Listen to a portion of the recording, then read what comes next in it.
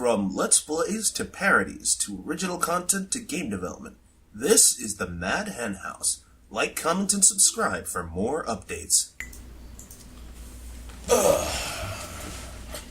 Good morning, people. My name is Doug Medhem, and today we will be doing some more Unreal stuffs. You will notice that the narrator isn't present, and also, bam, as usual, the timestamps will be on the left. So today we're going to be doing some Blender stuff. Now, originally I wanted to do a lot more Blender stuff as well, but due to circumstances beyond my control, this tutorial will be focusing on, we will be making a generic-looking table, and we will also, we can't even unwrap. Plus, I have to go full-on professional teacher mode. So, yeah, I can't explain, I'll explain some of the concepts, and as well as why I have to advocate for Blender instead of using Max or Maya. That'll all happen in part 2 when we deal with more complex stuff like unwrapping, and making certain weapons. For now, all you need to know is this. This is Blender right now. Much as I want to berate Blender, that'll have to wait. If you want to rotate the camera, click and hold the middle mouse button, and boom, we can rotate. Or if you want, you can click on this, you can click and hold this thing to rotate the camera as well. If you want to pan it, you want to hold down Shift and the middle mouse button, and boom, we can pan it. Or click and hold this thing, and we can pan it. Now, by default, we have this generic-looking cube, this light for rendering purposes, and this camera. Thing is, we don't need those two objects. We just need our cube. So I'm just going to hold down Shift, left click to highlight them both, and then hit Delete, because we really don't need we just need the box. And the cube will be, we'll just make this a generic table. We will import this into Unreal. We will talk about the static mesh, physics actor, and we're going to blow it up. Anyway. Okay, like I said, due to circumstances beyond my control, I'm going to have to go full-on professional teacher mode, so so I won't be able to do anything profanity-wise. I have to keep it simple, stupid, plus I have to make this COPPA-friendly. That said, the first thing we're going to do is, right now we're in object mode. We have to start editing this, to make it look like a table. To do that, we have to do something called we have to go into edit mode. We have two ways of doing that. We can either go up here, left click, and just, oh, never mind. Just hit the tab key in order to go in, not caps lock, tab key, to go, what? There we go. We have to we have to highlight the object first. To go into edit mode, or we can just hit the tab key to go into edit mode. Now, oh, dear God. Sorry, as you can see, it's 8:42 today. This video, so much has been happening. We have to scale the dimensions out. So if we wanted to, we could scale it. We have different ways of scaling it. We could just over here on scale X, we just do that. Let's just make it that, and then on scale Y, let's make it that. And you know what? Let's make this 10 by 10. And on the Z, I'm just gonna hit 0.25 to make it lower. Now, this is the basis for our ugly-looking table. But we need, tables have legs. So, how do we make those legs? Well, if we go to the left-hand side, we can see that we have a lot of these are our editing tools. Right now, what we're going to focus on is this loop cut. What loop cut will do is it'll basically divide, like add more faces, add more vertices and stuff like that. So, what are verts, you might be asking? Vertices are these little things, and there are other things we can do while in edit mode. We can select this and basically play with the edges. But if I hit the move tool, which is that, I can move the edge. And eventually we will be moving the faces. We will actually be extruding them down. So, that said, I'm going to click on loop, where's loop cut? There you are, loop cut. So, as you can see, there we go. It automatically finds the midpoint. So, I'm going to hit that once. And I'm going to hit that again here. And then I'm going to hit this once and again on both sides. On here and here.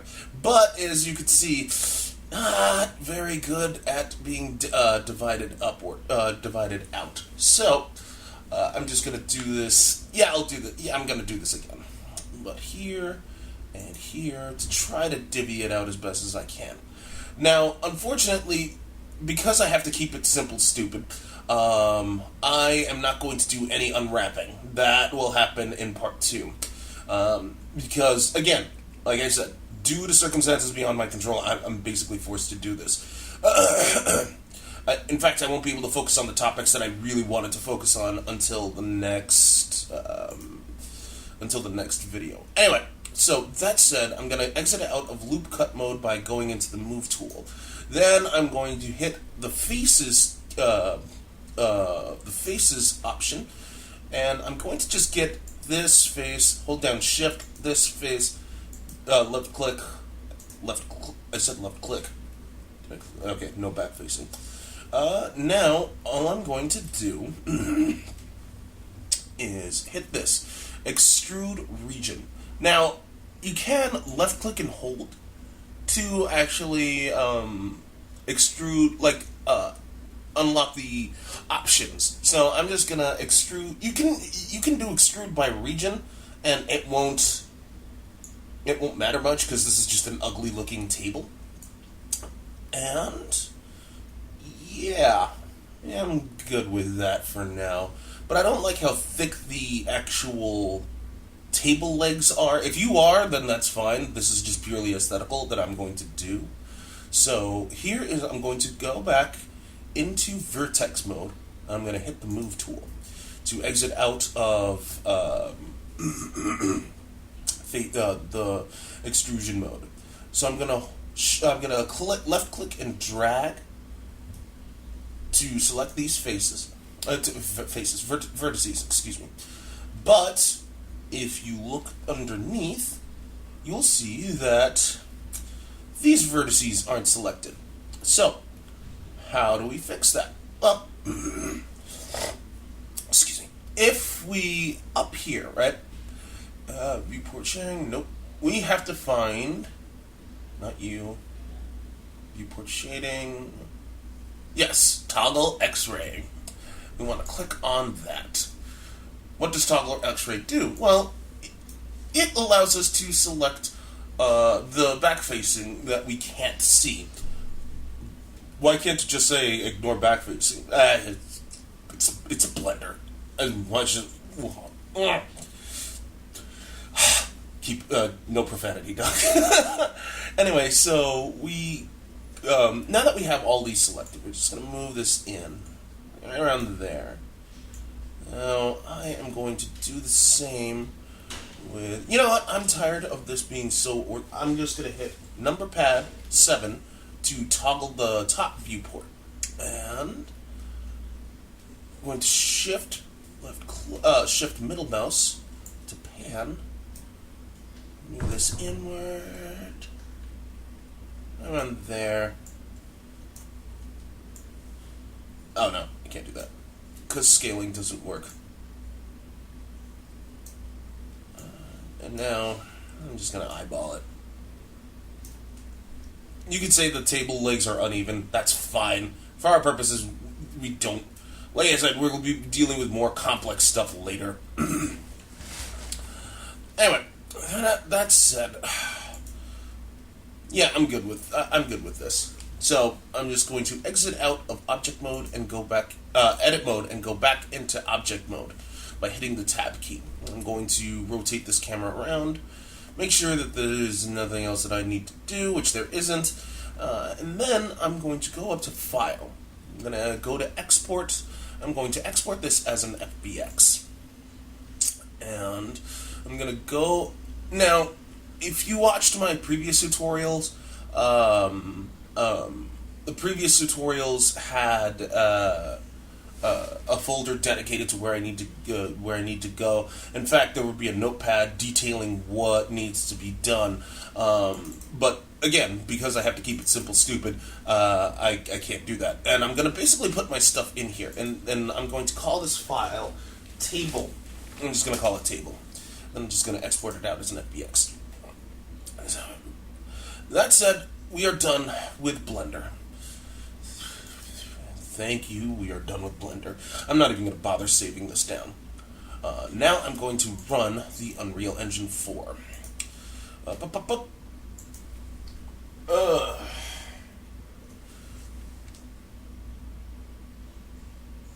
this thing launch.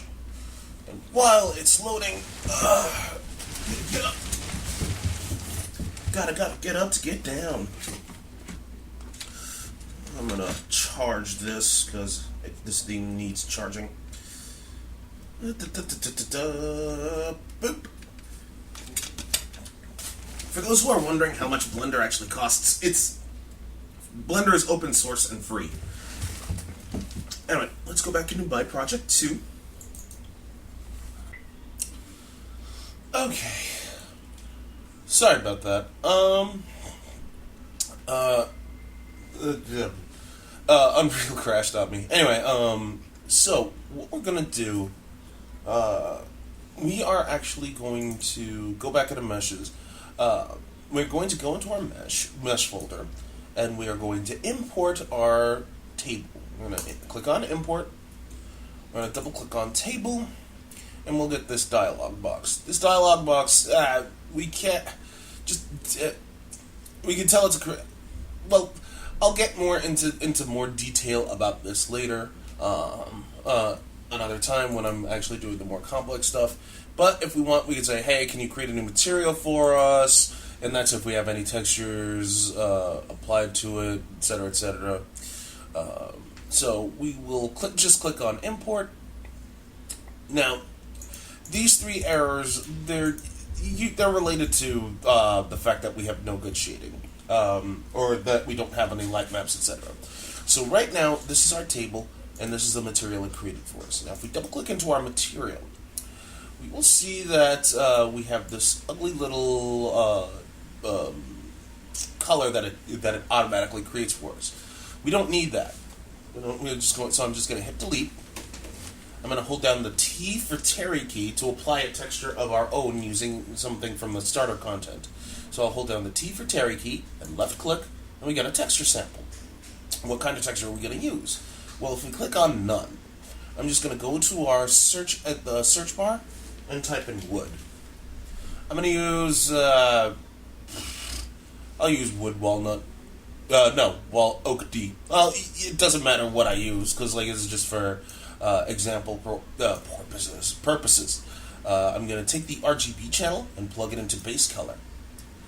I'm going to then close it out by hitting this X. And, would you like to apply changes / save this material? Click yes. And if we double click into our static mesh view for table, we'll see that the texture has applied. And if you're wondering how this works, like how the camera rotation, it's the same as before in my previous parts. Left click allows you to move the camera. Holding down the right mouse button will allow you to pan, and holding down both mouse buttons will allow you to move vertically upward. So again, I'm just going to hold down the right mouse button and use the WASD keys to move it. So Doug, what's with this stretching? Well, the thing is, we didn't unwrap it. Unwrapping allows us to basically have more control over how this texture looks. Now, there's more to it than just that. We can use something called, if you ever get a chance, use the Substance Painter, which allows you to directly paint onto the 3D model, thus eliminating the unwrapping process altogether. Because once we paint it, the unwrap is automatically generated once we've finished painting it in Substance Painter. Anyway, so that said, we're like, for our purposes, we're fine with this. And if you think it looks big, yeah, it's big because I scaled it up in Blender. Anyway, so while I won't get into the nitty gritty of doing redonkulous point by point collision. Because what we're going to do is we're going to have this as a static mesh as well as a physics actor. Anyway, so if we save this, we close out of this, and close out of this, I'm just going to drag it into our scene. As you can see, it's just massive. Just massive. I am going to click on this again because this was turned off. I'm going to hit the R for Romeo key to scale this down. And as you can see, it's snapping. Which is fine in most cases, but not okay for ours. Because as you can see, if I hit the focus tool, the focus key, yeah, it's nowhere to be found. So I'm just going to scale this up once. I'm going to click into my details panel because I don't know why world settings was there by default, but whatever. I'm going to hit F to focus again, but it's still really big. Well, let's turn off the snapping by clicking on this button, which is our scale tool snapping. And snapping is actually pretty good, really good, but for our purposes for now, we just need it to scale down a little more fluidly. There we go. So I'm going to hit the W for Wumbo key and move this up. But I don't want to eyeball this. I want to just snap it to the ground. How do I do that? Well, if you hit the end key, boom, we just did. Cool. That said, we're going to make a copy of this because this is our static mesh. What a static mesh does is it's exactly that. It stays static. No matter how much we collide with it, no matter how much we try to hit it, it's just going to stay static. Now, static meshes are the ideal. You want static meshes. They're ideal for just render purposes. It just stays there and does nothing. It can't be hit. It can't be destroyed. It just stays there. If you're going to have 3D stuff in your scenery, like I said, static meshes are ideal. These are not static meshes. These cubes, these boxes, are not static meshes. These are physics actors. Physics actors allow for, well, exactly that. They change, their position, rotation, etc. changes based on how you hit them. So that said, it can be compiler intensive and render intensive because if you go way above and beyond, like how many of these things, how many physics actors you want on scene. Like if you have like something like 300 physics actors in one scene, and you just start shooting at them, it will bring the entire. It will like you'll start to see a lot of lag.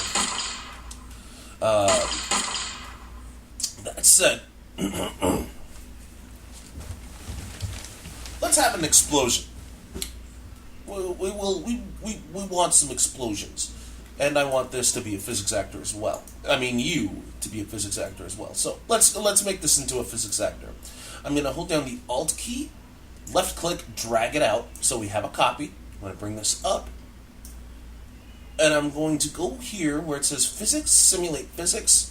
I'm going to tick that little box. And yes, our collision presets change once we tick that box. However, I'm going to make sure that simulation generates hit events as well as tit. This is just to be on the safe side, and we'll get more into this later. Doug, why aren't we using the level that we created? Again, keep it simple, stupid. We will use it kind of deals with the physics actor as well as why we don't want to use geometry brushing. But like again, that will be talked about next part 2.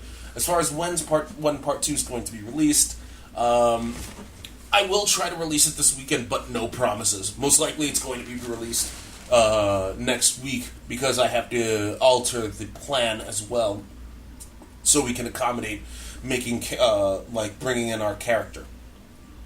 That said, if I hit play, hey, this thing falls down. Yeah, I don't like you. I'm gonna shoot it somewhere. Yes! Stupid table. Anyway, let's blow stuff up. We're gonna create an explosion. So I'm gonna go into content, and I'm going to go into first person CPP. I'm going to go into blueprints, and then I'm going to right click, and then on blueprint, click on blueprint class. We're gonna make this an actor. I'm just gonna call this explosion. And then I'm going to hit enter to, enter the name, obviously, and then hit enter again to enter the blueprint editor. Now, in this explosion, we will have a particle system, a sound, and a radial force. So let's get started with that. First, I'm going to add a component. This one will be radial force. Now, the radial force, we have radial force. The radial force is essentially our explosion force. So, if we want, we're just gonna take impulse velocity change and object types to effect. I'm gonna hit this drop down menu and I'm gonna hit plus. In this, I'm going to go into world static. I'm gonna say. Oh, okay, so it does have physics. Oh, wait, no, physics bodies. I'm so stupid. Sorry, I completely forgot that physics body was right here. For some reason, I thought it wasn't there. I don't know. I'm just going to trash that entire thing. Ow! I'm going to trash that entire thing because that was stupid of me to do. I'm going to hit the plus. I'm going to go here, and I hit pawn. Then I'm going to hit plus again. This one will be physics body. Then we hit plus. Then I'm going to click on this. Destructible. Then I'm going to plus and world dynamic. One more plus. And this will be vehicle. Because we have our scripted vehicle section as well in our main thing. So, what do we want to focus on? Well, let's make the radius a bit bigger, like around there. And then we want to, let's have the force strength, and we're going to bump this up. I mean, really bump it up. I'm just going to say 50,000. And as far as the impulse strength, 40,000. You really want to, you can mess around with it in terms of how hard you want this to hit. But you always want to start out really high, largely due to the fact that because these physics bodies are physics actors are kind of weird and unreal. Let's just leave it at that. We're going to add another component. This one will be a particle system, and it's right here. This will be our explosion particle. So I'll just you can rename it if you want. For all intents and purposes, I'm fine with the default names. Under the template, we're going to click on that and click on P_explosion to have our little explosion and particle effect. Then I'm going to click on Add Component again. This one will be the audio, and this will be our explosion sound. So I'm going to go to here, click on None, and I'm going to find, I'll just use Explosion Cue. Why did it, if you're wondering what that is, don't worry about it. Explosion cues are, alright, fine. Let's just go to Explosion, let's just go to Explosion 2 then. Explosion cues, Explosion cues are what you need, or sound cues are what you need for looping sound. That's the TLDR version of it. There's more to it than that, just that, but that's what needs to be said. So I'm going to compile this, and then I'm going to save it. But if you don't want to do compile and save all the time, just click on this little drop-down menu where it says Save on Compile. Click on Always, and it will do exactly that. So I'm going to click on this X to close it because we're done here. But if we try playing, we have no idea when the explosion will spawn. So, in order to do that, let's go to our first-person projectile. Okay?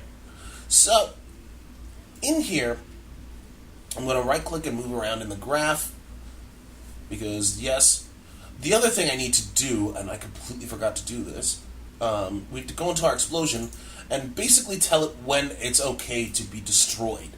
So, if I right click and hold, I can click and hold the right mouse button, I can pan this around, which is nice. I'm going to left click and drag this out just to get those two and delete these two. On event begin play, I'm going to hold down D for delta and left click. This will be our delay. We're going to connect this up. I'm just going to delay it by, let's say, 0.5 seconds. And then on completed, we destroy this actor. Basically, let's make this 1 second. So we compile this, we're done here. Under first person projectile, we are going to right click in the grid area. This will be event, we're going to be looking for event hit. Now, what's event hit? Event hit is whenever the collision component hits something. Doesn't matter what. So long as it hits something, then we basically tell it to do what we want it to do. So we need to take the hit location, which is this yellow dot, or which is this yellow pin. I'm going to drag it out. We're going to say make transform. Well, now what's make transform? Make transform is what you need to... It needs the location, rotation, and the scale. Rotation we don't need, because this is going to... We want our explosion to spawn wherever. It doesn't matter what rotation the object is facing. We just need the location. And then from there, it takes this data and feeds it into our... and what we need as a prerequisite to spawn an actor. So we take this return value, we drag it out, and we say spawn actor from class. We hit enter. We go here, under select class, we say explosion. And then we drag this and plug it here.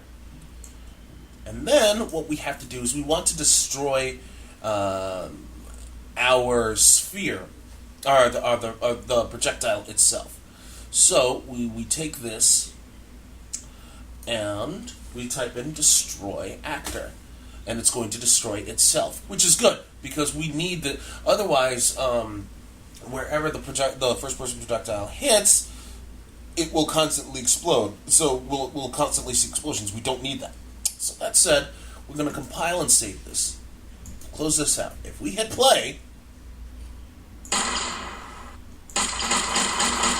Huzzah! We have our explosions.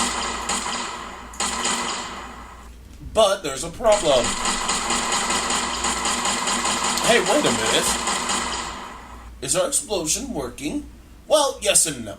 See, the thing is, the physics actors are just that big. But if we try to move any closer, an extra die, we do see that the explosion is working because it's pushing us. It's pushing the character. So Doug, what's the solution? Well, we go to our radial force and we bump this up even harder. Let's make it like that. Let's make the force strength that big number. Let's hit play. Wow. Okay. Oh my god. If you're wondering where everything went, yeah, that's because the explosion was just that hard. So we take the force strength and we gotta bump this down a notch. Let's just make it 100,000. See what happens there. And let's untick velocity change for ourselves. Or rather, yeah, let's keep it like that. Let's compile. Let's play.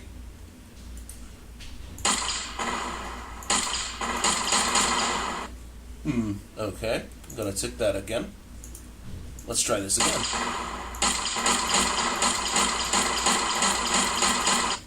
Okay. So now we have to, let's say 1 million. Now!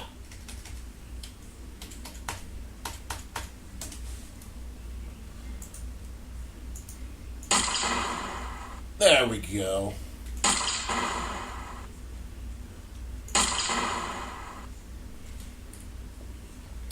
Now, we don't necessarily... We can make this radius fall off a bit more. Let's just make the radius... Let's leave the radius at 200. If you're wondering how I put it back to 200, I'm just going to say that. If we click on this little arrow, it's like the undo arrow thing, and then it'll just set it back to the default value. As far as impulse strength is concerned, let's make that 90,000. And let's see what happens from there. We're going to compile, we're going to play. There we go.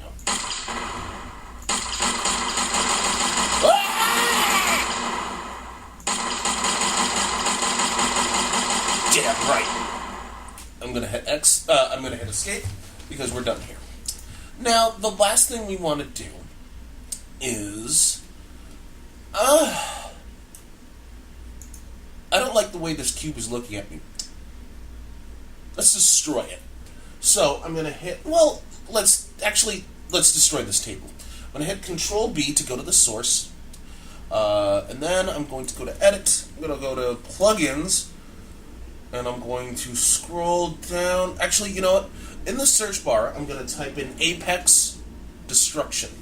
And make sure it's enabled. So, yeah. We need to restart once this thing has been enabled. So I'm just going to click Restart now.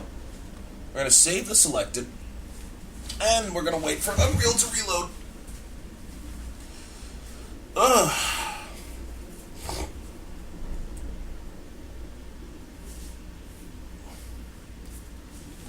Alright. Now that we're here, we're going to close this. What assets were closed? What assets were open when? What does this mean? Well, whatever dialog box was open beforehand, it just says, "Do you want us to open it now?" I won't restore it. So that said, what we can do, we're going to take this, right? We're going to duplicate it by holding down Control and hitting the W key. And this time we're going to right-click on this, and we are going to say Create Destructible Mesh. Now, here is our Destructible Mesh. It's asking how many... Well, the ones that we want to focus on would be... We don't care about the damage threshold. We will enable impact damage. And... what kind of damage will it do? It's fine. Right now, all we have right now is fine, but this does involve a lot of experimental stuff. Damage threshold: how much damage before it can just before it starts to fracture. What's the damage spread going to look like? What that means is if it's hit in one area, can it spread to others? If so, how hard? If we enable impact damage, what does that mean? Whenever the first-person projectile hits, what will it do? Do we want to have it impact damage resistance? If we want to do that, that's fine. Like all of these are basically experimental. Lifetime min and max. Okay, so what does the lifetime min and max? They basically ask, hey, are we going to say if we hit 0, then it'll be alive indefinitely, and same goes with when it's separated. And yeah, it's this just calls for a lot of experimentation. So yeah, let's say the cell count is gonna be, let's make it 38. Now you don't want to go too far with your cell count, because like the more pieces that you're going to have for this table, the harder it's going to be to keep track of it, because like it has to keep track of all different pieces and stuff like that. So in order for it to fracture at this point, we have to actually click on fracture mesh, and look at that, we have our little fracture mesh stuff. And and if we wanted to, we could see in real time just how much explosion amount we want, like how it will look when it's fully exploded. We can. Okay, so what's FBX chunks mean? That involves a plugin that you have to download called the NVIDIA Shaders something or other. But for what we need, we're good with this. I'm going to close this out. Hey, we have our Destructible Mesh now. Huzzahs all around. We're going to import this in. And like before, we're just going to scale this way down. I'm going to move this up. I'm going to hit end to snap it. And let's play. We walk up to it, and look at that. Ah! Cool. So, if we try this again, we just walk up to it, it blows up, it falls apart. And if we just shoot at it, all the fracture pieces go every which way but Zeus. Why? Because the radial force actually is affecting it.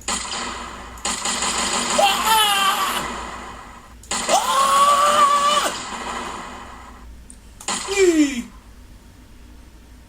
And there you have it. Oh, that was so fun. Let's escape. And there you have it. Next tutorial, we will be making the next tutorial we will focus on more Blender stuffs, which means we will do unwraps, we will model a bolt pistol, we will tell that bolt pistol what to fire using a line trace, we will tell that line trace to actually do damage to these to the Destructible Mesh. On top of that, we will also import a character and start setting up for that nonsense. And with that being said and done, I hope you enjoyed this video. My name is Doug. You have yourselves a good day.